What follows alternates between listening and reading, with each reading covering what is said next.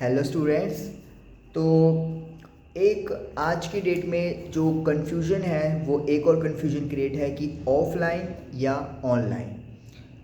एक सेक्शन ऐसा है स्टूडेंट्स का जो इस चीज़ में बिल्कुल क्लियर कट है कि वो ऑफलाइन जाना चाहते हैं या ऑनलाइन जाना चाहते हैं, लेकिन इसी के साथ एक सेक्शन ऐसा है जो कंफ्यूज्ड है कि ऑफलाइन बेटर है या ऑनलाइन बेटर है या कौन सा सिस्टम उन्हें अडॉप्ट करना चाहिए। तो सबसे पहली बात तो ये है कि आप अगर कंटेंट वाइज की बात करोगे तो ये आपको टेंशन लेने की ज़रूरत ही नहीं है। चाहे आप ऑनलाइन चूज़ करिए चाहे आप ऑफलाइन चूज़ करिए, आपके लिए दोनों जगह पर कंटेंट वन से वन बढ़िया से बढ़िया मिलने वाला है। ना तो ऑनलाइन अच्छे से अच्छे कंटेंट की कमी है और ना ही ऑफलाइन। तो इसीलिए कंटेंट कहाँ पे ज़्यादा बेटर है या कहाँ पे कम बेटर है उसका तो कोई क्वेश्चन मार्क है ही नहीं है। दूसरी बात रिजल्ट्स की। रिजल्ट्स दोनों जगह पर मिल रहे हैं, ऑफलाइन में भी रिजल्ट्स हैं ऑनलाइन भी रिजल्ट हैं। ऑफलाइन में शायद रिज़ल्ट आप कहेंगे कि ज़्यादा मिल रहा है, लेकिन ऑनलाइन में भी रिज़ल्ट तो है ना। अगर बच्चों ने मेहनत की है तो वो ऑनलाइन वो भी रिज़ल्ट प्रॉपर दे रहे हैं। तो इसीलिए रिज़ल्ट भी आएगा अगर आप डेडिकेशन से ऑनलाइन भी पढ़ाई करेंगे। तो फिर क्या चूज़ करें? देखिए, ऑफलाइन और ऑनलाइन मुझे जहाँ तक लगता है कि दो फैक्टर्स काम करते हैं। पहला फैक्टर है रिसोर्सेज और दूसरा फैक्टर है रिस्पॉन्सिबिलिटी। रिसोर्सेज की बात करूँगा, ये सबको पता है कि ऑफलाइन सिस्टम के अंदर पढ़ाई करना एक कॉस्टली है एज़ कम्पेयर टू ऑनलाइन।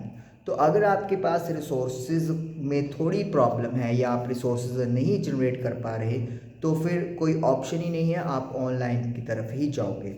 हो सकता है कुछ बच्चों के लिए या एक बहुत बड़े सेक्शन के लिए अपने होम टाउन में ऐसी फैसिलिटी अवेलेबल हो ही ना हो, उन्हें किसी दूसरे शहर में जाना पड़े अपनी पढ़ाई के लिए। तो यहाँ पर भी अगर आप उस चीज़ के लिए तैयार नहीं है तो फिर आपके पास ऑनलाइन सिस्टम के अलावा कोई और ऑप्शन नहीं बचेगा। तो इसका मतलब ये हो गया कि ऑफलाइन सिस्टम चूज़ करने में आपके पास रिसोर्सेज जो हैं वो ज़्यादा होने चाहिए, आपके पास ज़्यादा फाइनेंशियल पावर भी ज़्यादा होना चाहिए ताकि आप उस सिस्टम को अडॉप्ट कर सकें।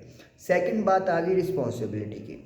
अकेला रिसोर्सेज का होना काफ़ी नहीं होता, यहाँ पर रिस्पॉन्सिबिलिटी की बात भी आती है। ये हमें क्लियर कट पता है कि ऑनलाइन सिस्टम के अंदर आपके और पढ़ाने वाले के बीच में एक स्क्रीन है, वो डायरेक्टली आपसे इंटरेक्ट नहीं कर रहे हैं, आपको मोटिवेशन दे रहे हैं, लेकिन वो मोटिवेशन वन टू वन नहीं है। ऑफलाइन में ये चीज़ सिस्टम थोड़ी सी पर्सनल चली जाती है, जहाँ पर प्रॉपरली एक स्टूडेंट को पिक करके उसे प्रॉपर गाइडेंस और प्रॉपर मोटिवेशन किया जा सकता है। ऑफलाइन सिस्टम में आपको रहता है कि आपके सामने आपके सिर के ऊपर कोई है जो आपको कंटिन्यूसली ऑब्जर्व कर रहा है काफ़ी ज़्यादा as compare to online. Online में आपकी रिस्पॉन्सिबिलिटी ज़्यादा है कि आप रेगुलरली क्लास लगा रहे हो, प्रॉपरली उसको सुन रहे हो, ध्यान से सुन रहे हो, कर रहे हो या नहीं कर रहे हो। हालांकि ऑफलाइन में भी रिस्पॉन्सिबिलिटी ज़्यादातर स्टूडेंट की ही होती है, लेकिन स्टिल ऑफलाइन में जैसे भी कहें एक प्रेशर तो है, एक सामने एक फोर्स तो है जो मजबूर करती है कि हम लोग पढ़ें। लेकिन ऑनलाइन में अगर सेल्फ मोटिवेशन नहीं है उस लेवल की, तो फिर वो जो कुछ परसेंटेज है वो भी नहीं मिल पाता। तो इसीलिए अगर आप सेल्फ रिस्पॉन्सिबल नहीं हैं तो फिर ऑनलाइन सिस्टम चाहे जितना मर्जी सस्ता है आप लोगों के लिए कोई बेनिफिट नहीं देने वाला। तो ओवरऑल अगर हम लोग बात करें तो ऑफलाइन और ऑनलाइन रिजल्ट्स में कोई कमी नहीं है, रिजल्ट्स हर जगह पे है, कंटेंट भी इक्वालिटी भी हर जगह प्रॉपर है। लेकिन रिसोर्सेज और रिस्पॉन्सिबिलिटी ये दो फैक्टर्स हैं जो डिसाइड किए जाते हैं कि क्या आप ऑफलाइन चूज़ करोगे या ऑनलाइन चूज़ करोगे। तो अब आप ये देखिए कि इन दो फैक्टर्स आपके फेवर पे हैं या फिर आपके कितना पर्टिकुलर कितना परसेंटेज साथ में है।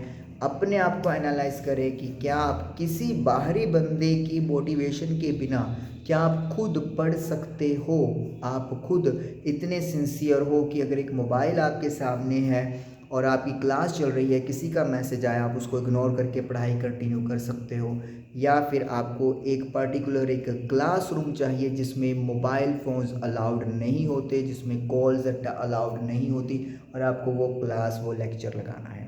जब आपको इन दो सवालों का जवाब मिल जाएगा तो डेफिनेटली आप बड़ा इजीली चूज़ कर लोगे कि ऑफलाइन या ऑनलाइन। Thank you.